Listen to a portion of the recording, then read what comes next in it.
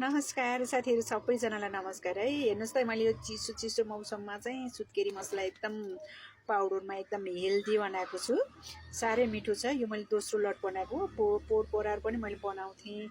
मैले पहिला चाहिँ भिडियो राख्दिन थिएँ। अहिले चाहिँ भिडियो यसो साथीहरुले नि राख्नु न भिडियो भन्न थाल्नु भयो राखेकी हुँ। यो चाहिँ मैले पाउडरमा किन बनाएँ भने यो ग्यास्ट्रिक हुनेहरुलाई यताउति हुनेहरुलाई चिल्लो नखानेलाई भने राम्रो। अनि टाढा लिएर जानेहरुले तेल घिउ तेलमा चाहिँ अब घिउमा अनि दुध राखेर बनाउँदा चाहिँ बिग्रिने अनि घिउहरू लिक हुने तेल लिक हुने त्यस्तो हुन थाल्यो भनेर गुनासो गर्नुभयो। यस्तो भएपछि असाध्यै आनन्द कि लिएर गएर आफूले दुधमा बनाएर खाए पनि भयो, घिउमा बनाएर खाए पनि भयो, जुनसुकै ठाउँ जसरी बट्टामा प्याक गरेर लग्नु भयो, प्लास्टिकमा राखेर लगे पनि भयो।